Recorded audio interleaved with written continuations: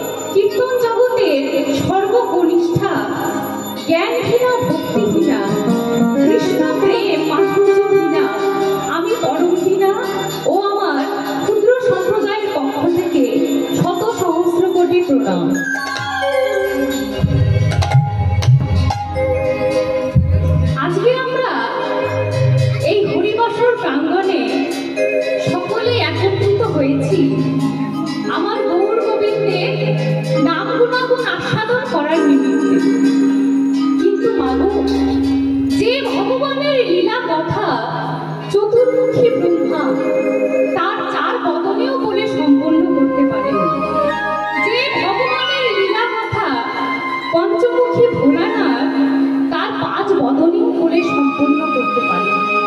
আমি এক অধমা, আমার নেই কোনো সাধনা, নেই কোনো ভজন, তাই সকল বাবা মাদের চরণ ছুঁয়ে বলছি, মাগো সকলেই কিঞ্চিত কিঞ্চিত পদধূলি এই অধমার মস্তকে দিয়ে আশীর্বাদ করবে, আমি যেন গৌর গোবিন্দের নাঙ্গনাগন আস্বাদন করিয়ে কিঞ্চিত হলেও আপনাদের সকলের মনকে আনন্দ দান করতে পারি। নিতাই গৌর হরি হরি।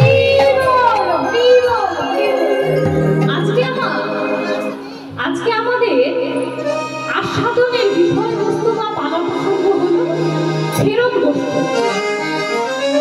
লীলার শুরুতে আমরা আস্বাদন করব তদোচিত গৌরচন্দ্র, তারপরে সেই গৌর চাঁদের কৃপা নিয়ে আমরা বৃন্দাবনে প্রবেশ করবো। নিতাই গৌর হরি। সকলে মিলে আস্বাদন করব তদোচিত গৌরচন্দ্র।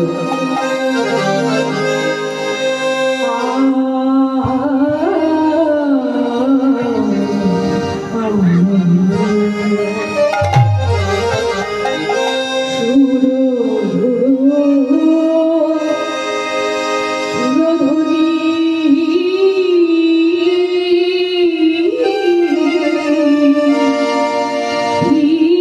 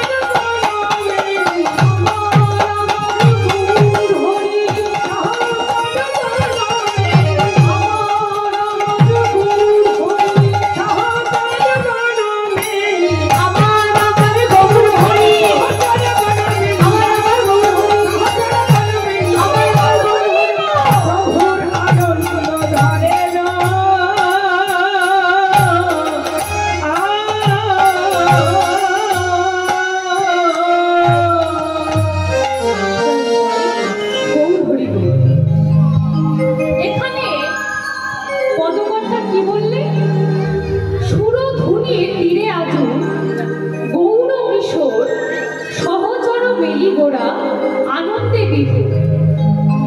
এই যে প্রভু যে আমার সুরধ্বনির তীরে তার সহচর গণলয়ে খেলা করছে বাবা, একটু ভেবে দেখুন। এখানে তো আমরা অনেক মানি গুণী পণ্ডিত ব্যক্তি রয়েছে, আমরা কি এই হরিবাসর প্রাঙ্গণে এসে খেলা করছি? কি বাবা, আমরা কি এখানে এসে খেলা করছি? না, আমরা খেলা করছি না। আমরা সবাই এক মনোবিষ্ট হয়ে ভগবানের নাম গুণাগুণ আস্বাদন করছি, তাই না? কিন্তু প্রভু আমার যে সময় অবতীর্ণ হয়েছিলেন বাবা, তখনকার দিনে প্রভু ছিল বিখ্যাত পণ্ডিত, তাই না? বিখ্যাত নিমাই পণ্ডিত। কিন্তু কোন পণ্ডিত ব্যক্তি কি খেলাধুলা করে? এই যে আপনারা অনেকেই তো মানিগুণী ব্যক্তি রয়েছে, আপনারা কি খেলাধুলা করছেন? কিন্তু প্রভু আমার কেন সহচর গণলয়ে খেলাধুলা করছে? কেননা আমাদের মতো এই কলিহত জীবের লাগে। এই জাগতিক জগতের একটি উদাহরণ দিয়ে বলি। এই জাগতিক জগতে ছোট ছোট বাচ্চা ছেলে, শিশু ছেলে, সকলে আমাদের জ্বর সর্দি কাশি লেগেই থাকে, তাই না বাবা? তাহলে যখন আমাদের জ্বর সর্দি হয়, আমার মায়েরা কি করে? সমস্ত কাজ ফেলে দিয়ে সেই শিশু সন্তানটি পেছনে পেছনে ঘুরে বেড়ায়, খেলাধুলা করে। কেন? খেলাধুলার ছলে সেই শিশুটাকে যদি ঔষধ খাওয়ানো যায়, কোনো কারণবশত শিশুর এই মুখ দিয়ে যদি উদরে সেই ঔষধ দিয়ে প্রবেশ করে, তাহলে তার কি হবে বাবা? জ্বরটা সেরে যাবে, তাই না?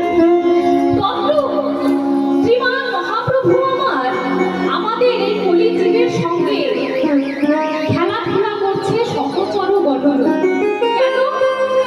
কেননা প্রভু যেই সময় অবতীর্ণ হয়েছিলেন বাবা, প্রভু সেই সময় থেকে অন্তরে বুঝতে পেরেছিলেন যে আমার এই কলিহত যত জীবন রয়েছে, আমরা সকলে এই সংসার পিতার জ্বালায় সকলে জরাগ্রস্ত, ব্যাধিগ্রস্ত। তাই প্রভু আমার কি করছে? খেলার ছলে প্রভু আমাদের সঙ্গে খেলা করছে। কেননা খেলাধুলা করতে করতে যদি এই নামামৃত সুধা রস এই শ্রবণের পথ দিয়ে আমাদের হৃদয়ে প্রবেশ করে, তাহলে কি হবে বাবা? তাহলে আমরা যে এই ভব ব্যাধিতে সকলেই জর্জরিত হয়ে আছি, এই ব্যাধি থেকে আমরা মুক্ত পাব। তাই প্রভু আমার এই হরিনামের খেলা আমাদের সকলের সঙ্গে। তাই তো পদকর্তা এখানে কলম দিলেন, তিনি কি বললেন? হরিনাম মহাঔষধি,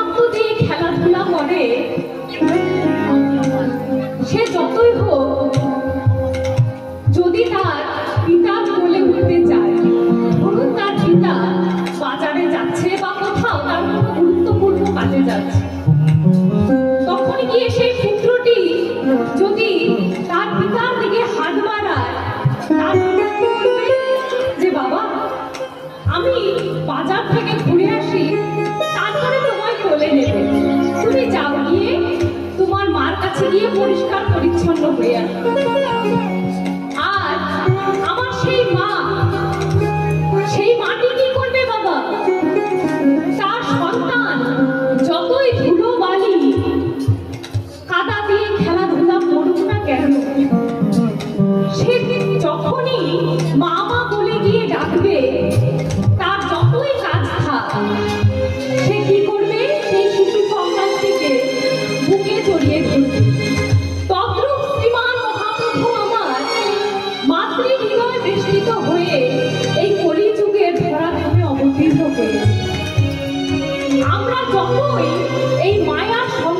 জর্জরিত হয়ে হিংসা নিন্দা খুঁটিনাটি যতই আমাদের মনে রাখি না কেন, যদি দিনান্তে আমরা একবার হা গৌর বলে ডাকি, তাহলে আমরা যতই কর্তব্য অবস্থায় থাকি না কেন, প্রভু আমাদের বুকে জড়িয়ে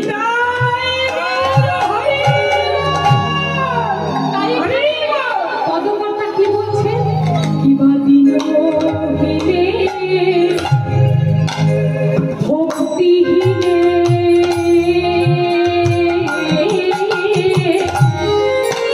প্রভু দেওয়াইল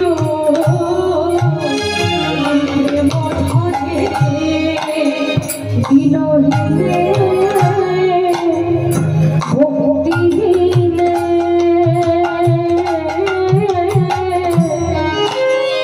দেওয়াইল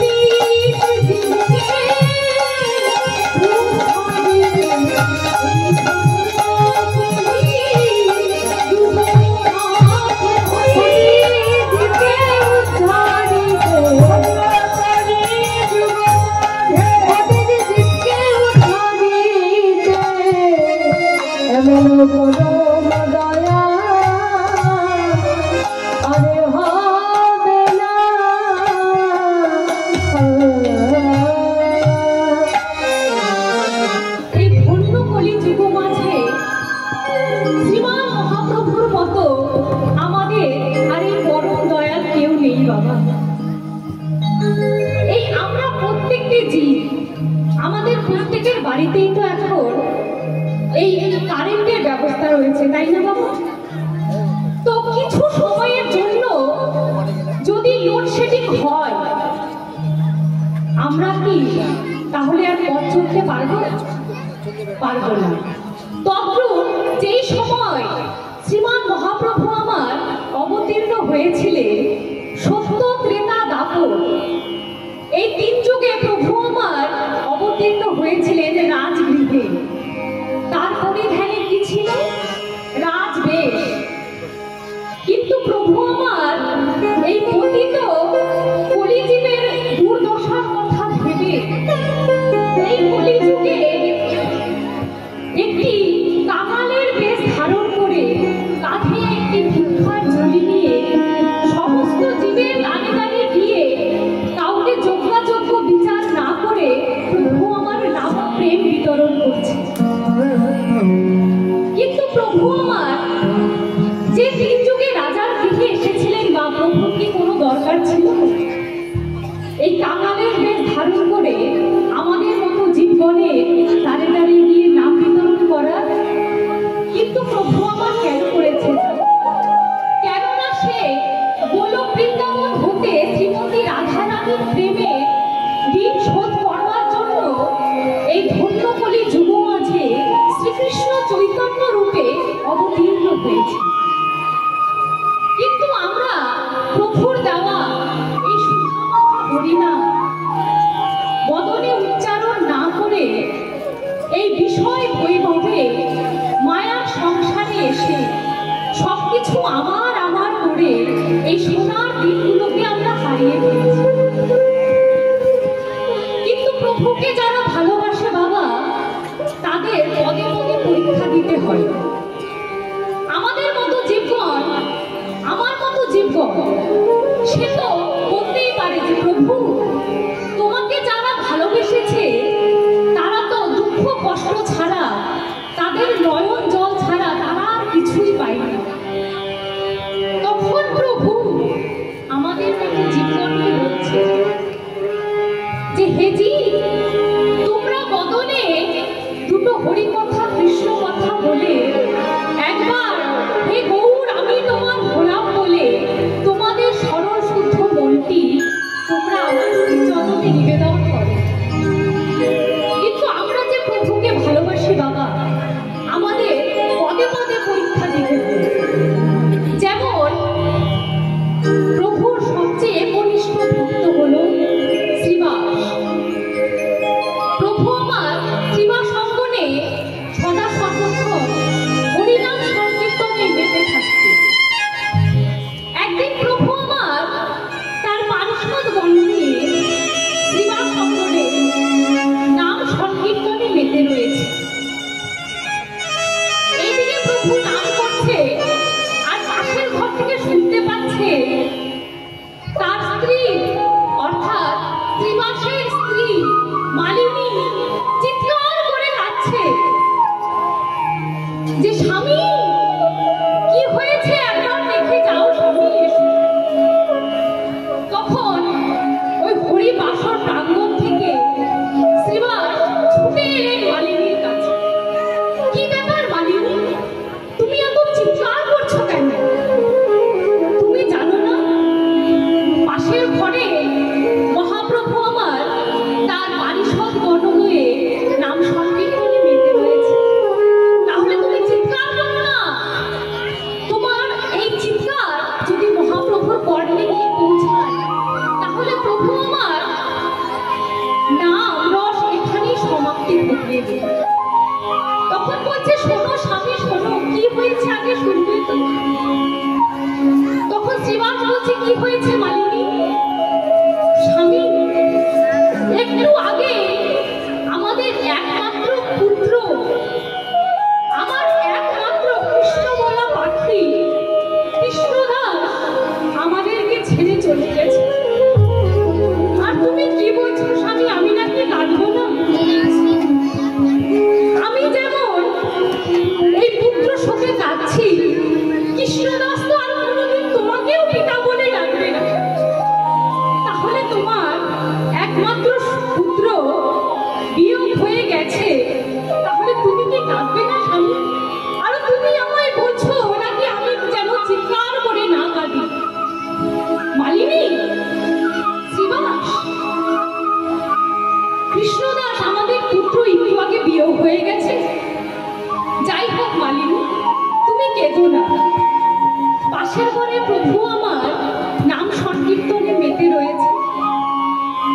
কৃষ্ণদাস আমার মহাপ্রভুর মুখে নাম সংকীর্তন শুনতে শুনতে এই দেহ ত্যাগ করেছে। তুমি কেঁদো না মালিনী, তুমি কেঁদো না, কারণ তোমার কান্না যদি মহাপ্রভুর কর্ণে গিয়ে পৌঁছায় তাহলে সে এই নাম সংকীর্তন বিশ্রামে দিয়ে চলে যাবে। স্বামী, তুমি এই কি কথা বলছো? আমার একমাত্র পুত্র কৃষ্ণদাস, আমার কৃষ্ণমালা পাখি, সে কিছুক্ষণ আগে আমাকে ছেড়ে চলে গেছে, আর তুমি নাকি বলছো আমি কাঁদবো না? মালিনী, তোমাকে বলছি তুমি চুপ করো। তুমি যদি একবার আর চিৎকার করে কান্না করো তাহলে একটু আগে তুমি তোমার পুত্র বিয়োগের শোক পেয়েছো, আর তুমি যদি আমার কথা না শোনো তাহলে আমি এক্ষুনি ওই গঙ্গার জলে বিসর্জন দিয়ে আমার এই দেহ আমি ত্যাগ করব। স্বামী,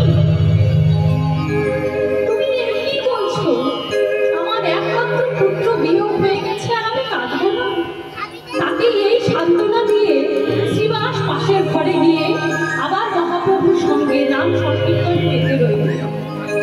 এদিকে মহাপ্রভু তো আমার অন্তর্যামী বাবা, সে অন্তরে বুঝতে পেরেছে যে কিছু একটা হয়েছে। সে বলছে, শ্রীবাস, প্রত্যেকদিন আমি তোমার এই অঙ্গনে হরিনাম সংকীর্তন করে যে আনন্দ পাই, আজকে আমি সেই আনন্দ পাচ্ছি না। শ্রীবাস, কি হয়েছে? তোমার বাড়িতে কি কোনো বিপদ ঘটেছে? শ্রীবাস বলছে, না, কিছু হয়নি প্রভু, তুমি নাম সংকীর্তন করো, আমার বাড়িতে কোনো বিপদই হয়নি।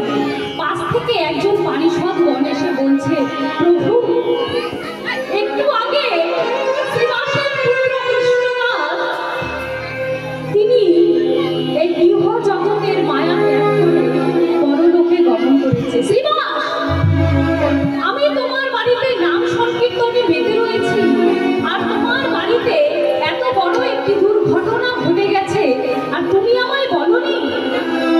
সেই সময় ছুটতে ছুটতে শ্রীমান মহাপ্রভু আর নিত্যানন্দ ঠাকুর গিয়ে মালিনীর কাছে বলছে, মা, তুমি কেঁদো না মা, তুমি কৃষ্ণদাসকে যে তোমার পুত্রের জায়গায় বসিয়েছিলে তুমি সেই জায়গায় আমায় বসাও। সেই সময় মালিনী প্রভুর পদকমল জড়িয়ে ধরে বলছে, প্রভু, এই জাগতিক জগতে যার পুত্র বিয়োগ হয়েছে সে একমাত্র বোঝে যে পুত্র হারানো যন্ত্রণাটা কেমন। সেই স্থানে আমি যাকেই বসাই না কেন সেই কৃষ্ণদাসের মতো সুখ আর স্বাচ্ছন্দ্য আমি কিছুই পাবো না। প্রভু, তুমি কৃপা করে, তোমার কাছে তো আমি কোনোদিনও কিছু চাইনি, তুমি কৃপা করে আমার কৃষ্ণদাসকে আমার কাছে ফিরিয়ে দাও প্রভু। সেই সময় মহাপ্রভু মালিনীর অন্তর বুঝে গিয়ে যেই কৃষ্ণদাসকে স্পর্শ করেছে বাবা, কৃষ্ণদাস তাড়াতাড়ি উঠে বসেছে, বলছে, হে পরম দয়া জগৎ পিতা, একটু আগে আমি তোমার মুখে নাম সংকীর্তন আস্বাদন করতে করতে এই জাগতিক জগতের মায়া আমি ত্যাগ করে তোমার চরণে ঠাঁই পেয়েছি। তাহলে প্রভু, কেন তুমি আমাকে আবার এই মায়ার সংসারে জর্জরিত করছো? সেই সময় মহাপ্রভু বলছে, কৃষ্ণদাস, এই দেখো তোমার মাতা মালিনী তোমার জন্য কেঁদে কেঁদে ব্যাকুল হয়ে যাচ্ছে, তুমি একবার তার সাথে কথা বলো কৃষ্ণদাস। সেই সময় কৃষ্ণদাস বলছে, প্রভু,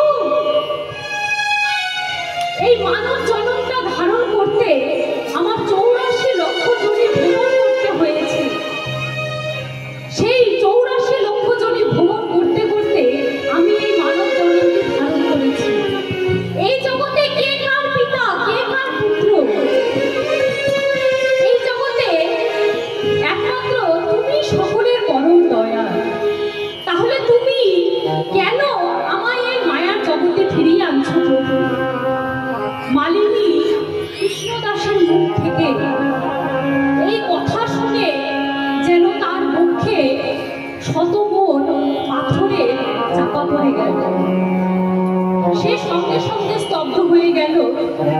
মালিনীর অন্তর বুঝে নিত্যানন্দ প্রভু গিয়ে মালিনীর কোলে বসে বলছে, মা তুমি কৃষ্ণদাসের জায়গায় আমায় বসাও, তোমার সেই স্তনক্ষীর তুমি আমায় দান করো, দেখবে তোমার আর কোনো এই জাগতিক জগতের জ্বালা থাকবে না।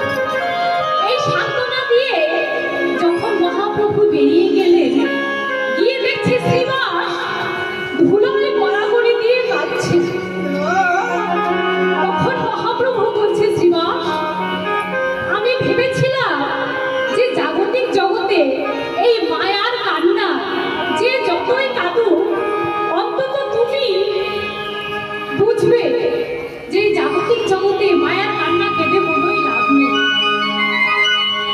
শ্রীবাস বলছে, প্রভু তুমি তো বলবেই, কেননা বিগত কয়েক যুগ ধরে আমার এই ইন্দ্রিয়গুলি কৃষ্ণ বহির্মুখ। আমি যতই কৃষ্ণ কৃষ্ণ বলে কাঁদি না কেন, তুমি তো বলবে যে আমি মায়ায় জর্জরিত হয়ে আছি। শ্রীবাস তাহলে তুমি কেন কাঁদছো? তোমার এই পুত্র বিয়োগের জন্য তুমি কাঁদছো। তখন শ্রীবাস বলছে, হে প্রভু কেউ না জানলে তুমি তো জানো এই জগতে কে কার পুত্র, কে কার কন্যা, কে কার স্বামী, কে কার স্ত্রী।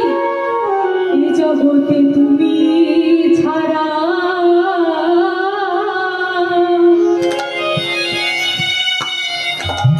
আমার আর কে,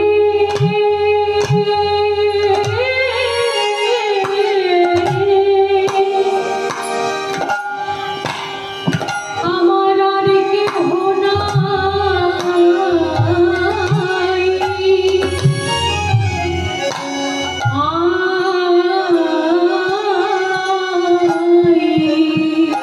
প্রভু নিতাই গৌর হরি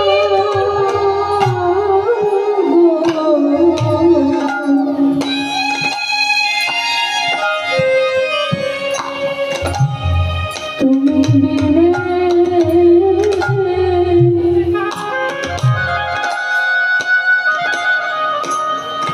আমার আর কে,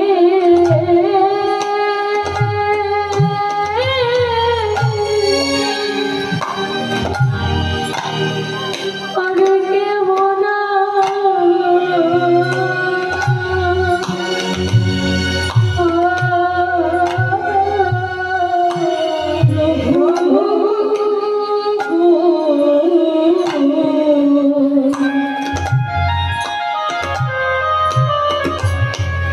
এই জগতে তুমি ছাড়া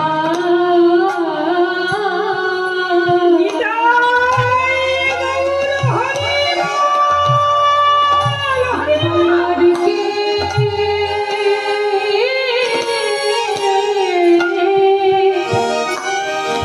আমার আর কেহ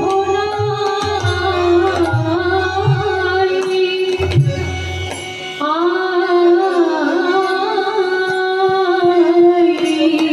প্রভু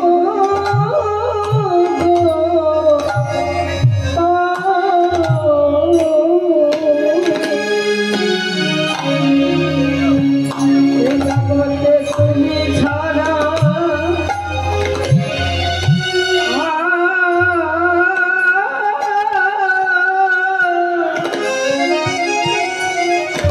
আমার আর কে,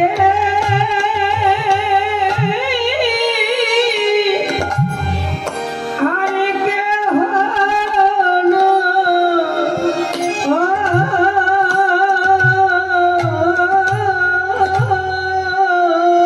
আমি সব পেয়েছি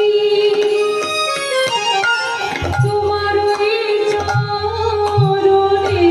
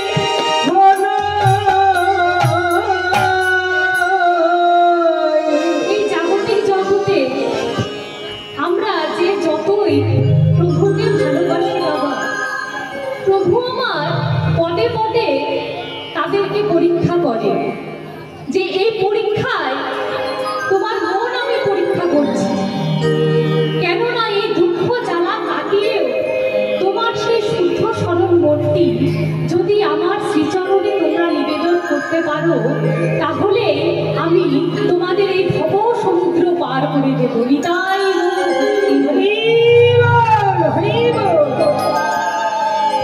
প্রভু আমার সুরধ্বনির তীরে তার সহচর গণলয়ে কি করছে বাবা? খেলায়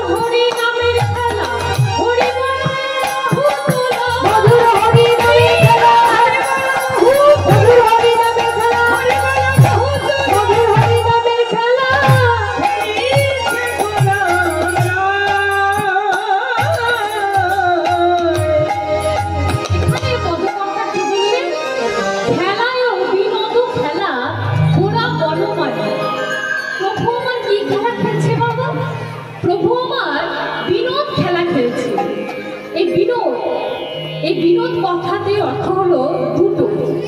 একটি বিনোদ শব্দের অর্থ হলো নতুন খেলা, একটি বিনোদ শব্দের অর্থ হলো যে খেলায় বিশেষ আনন্দ হয় সেই খেলা। প্রভু আমার এই জাগতিক জগতের খেলা না বাবা, প্রভু আমার মধুর হরি নামের খেলা খেলছে, তার সহচর গণদল। এই জাগতিক জগতেও আমরা ক্রিকেট, হাডুডু, ফুটবল খেলা খেলতে দেখি। এই খেলা খেললে তার কিছু নিয়মাবলী আছে, তাই না বাবা? সেই কি কি নিয়মাবলী? এই খেলা খেললে দুটি পক্ষ থাকে, এক পক্ষ হারবে এবং এক পক্ষ জিতবে। আর এই প্রভু যে আমার অপ্রাকৃত নামের খেলা খেলছে, এই নামের খেলায় কোনো হার জিত নেই। এই নামের খেলায় প্রভু আমার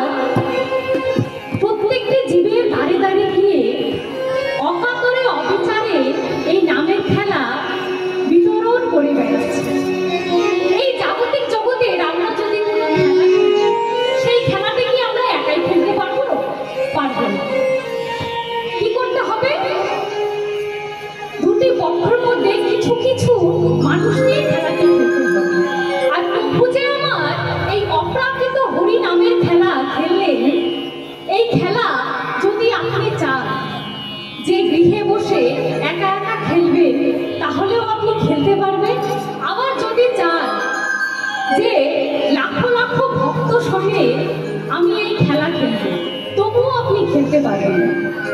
প্রভু যে আমার এই খেলাটি আনলেন, এই খেলাটি কি খেলা জানো?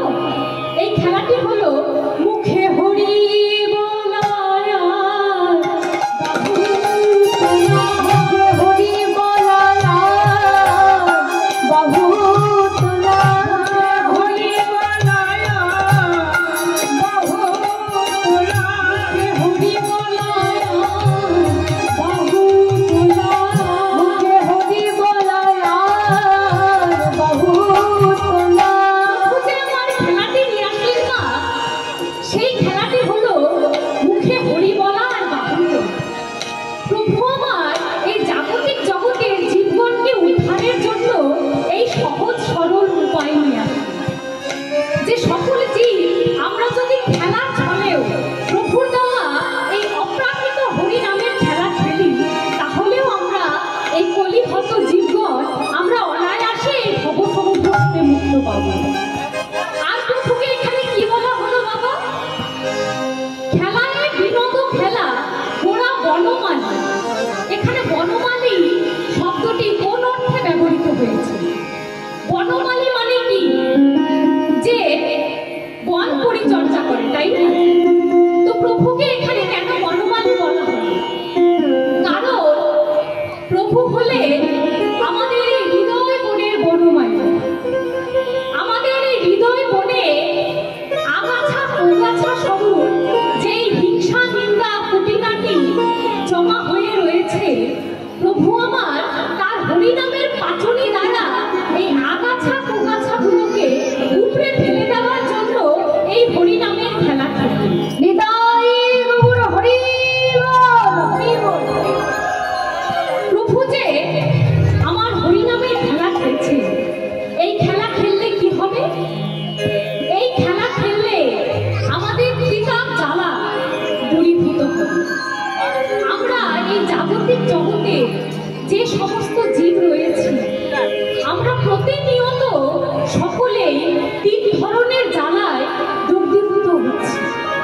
এই পরিবেশন প্রাঙ্গণে আমরা এমন কেউ আছি যে বলতে পারবো যে আমার মধ্যে কোনো জ্বালা যন্ত্রণা দুঃখ তাপ কিছুই নেই? বলতে পারবো না। সকলের মধ্যেই কিছু না কিছু জ্বালা যন্ত্রণা রয়েছে। এই জ্বালা যন্ত্রণা থেকে মুক্তি পাওয়া যাবে কি করলে? প্রভুর দেওয়া এই হরিনাম বদনে উচ্চারণ করলে। প্রভু আমার এই ভব সমুদ্র পার হতে দাঁড়ায় বলছে যে হে জীব, তোমরা বদনে দুটো হরি কথা বলো, দুটো কৃষ্ণ কথা বলো। আমি যে তোমাদের জন্য এই সুধা মাখা হরিনাম এনেছি। একটু ভেবে দেখুন মা, আমাদের এই জীবনটি হলো পদ্মপত্রের জলের মতো, সদা সর্বক্ষণ টলমল টলমল করছে। কখন যে গড়ে পড়ে যাব তা নিজেরাই জানি না। তাই এখন থেকে জানাই রাখতে হবে যে হে দয়াময়, তুমি তোমার সাধন ভজন করার যোগ্য দেহ দিলে ঠিকই, তুমি তোমার সুধামাখা হরিনাম বদনে উচ্চারণ করার মতো সুযোগ্য বদন দিলে ঠিকই, কিন্তু এই বদনে তো তোমার নাম গুণাগুণ গাওয়া হলো না। তাই এখন থেকে জানাই রাখি দয়াময়, শেষের দিনে বিদায় বেলায় আমি যখন সেই একা পথের যাত্রী হব, তুমি কৃপা করে তোমার ওই চরণে আমায় একটু স্থান দিও। নিতাই হরি বল, হরি বল, হরি বল। প্রভু যে আমার এই হরিনামের খেলাটি খেললেন মা, প্রভু যে আমাদের জন্য এত কষ্ট করে ওই গোলক বৃন্দাবন হতে এই হরিনামের খেলাটি নিয়ে আসলেন, তাহলে কি আমরা এই হরিবাসনে যত সমস্ত ভক্তগণ রয়েছি, আমরা কি এই হরিনামের খেলা একটু খেলবো সকলে? কি বাবা, খেলবো হরিনামের খেলাটি একটু? কি মায়েরা খেলবো? বলুন, আপনারা যদি বলেন তাহলে খেলবো, না হলে সরাসরি পদে প্রবেশ করবো। কি খেলবো? কারা কারা হরিনামের খেলা খেলবেন একটু হাত তুলুন তো দেখি।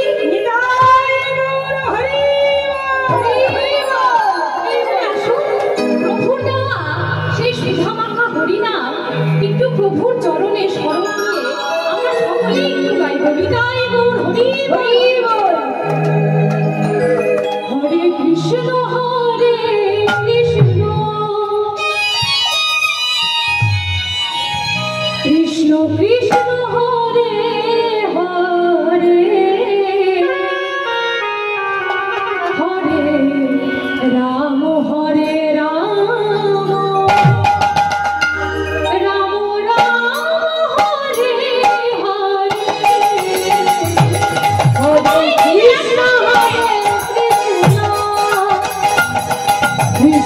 Hare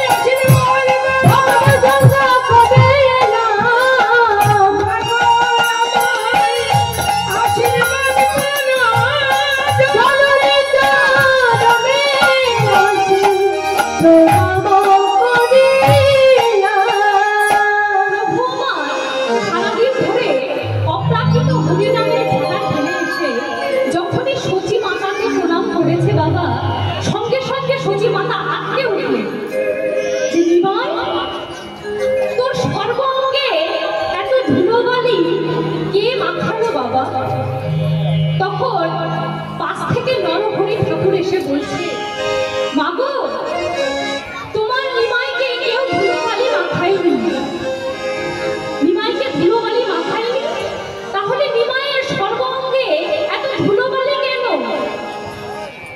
তোমার নিমাই কি করেছে জানো মা? নিমাইয়ের কিছুদিন ধরে একটি নতুন খেলা খেলছে, তার পারিভাব সে সুরধ্বনির তীরে ধুলায় গড়াগড়ি দিয়ে অপ্রাকৃত হরিনামের খেলা খেলে। তো সচিমাতা বলছে, নিমাই যখন ধুলায় গড়াগড়ি দিয়ে হরিনামের খেলা খেলে তখন তোরা কোথায় থাকিস? তোরা ধরতে পারিস না নিমাইকে? নরহরি ঠাকুর বলল, আমরা সবাই ধরতে যাই, কিন্তু কি হয় জানো মা? তাকে যেই ধরে সেই তো পারে, তাকে যেই ধরে সেই তো পারে, সেই তো পারে, তাকে যেই ধরে সেই তো পারে। হরি বল হরি বল বলে যেই ধরে সেই তো পারে, মুখে হরি বল বলে যেই তো ধরে সেই তো পারে। কি হয়েছে জানো?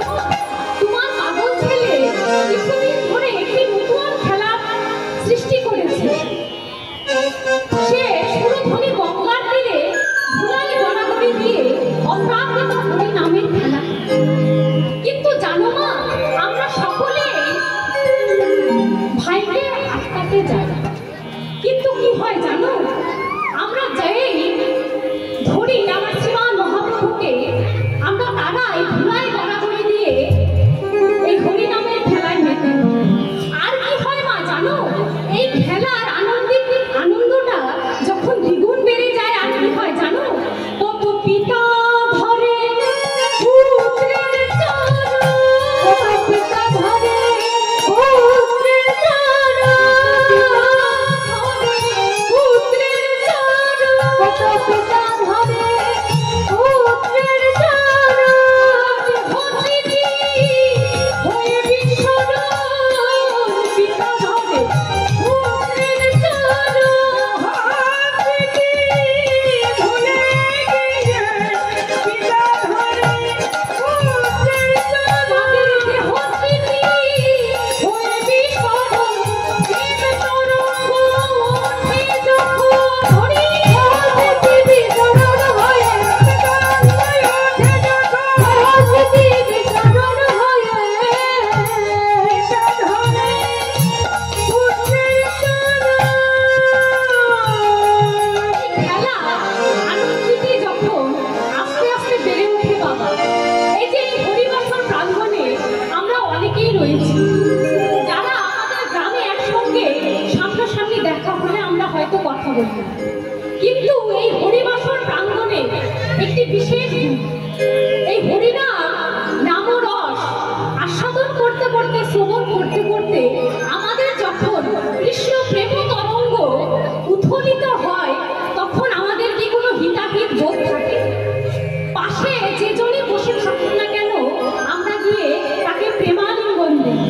তাই প্রভু আমার বলছে, নরহরি ঠাকুর সচিমাতাকে বলছে, জানো না, এই খেলায় এই ভাই যে অপ্রাকৃত হরিনামের খেলা খেলছে, এই খেলায় কত পিতা ধরে পুত্রের চরণ। এই সমস্ত বলার পর সচিমাতা তার অঞ্চল দিয়ে নিমাইয়ের সারা অঙ্গ ঝেড়ে দিচ্ছে। পাশ থেকে পদকর্তা বলছে, ধুলায়ে ধূসর অঙ্গ গদ গদ ধুলায়ে ধূসর অঙ্গ গদ গদ রাধা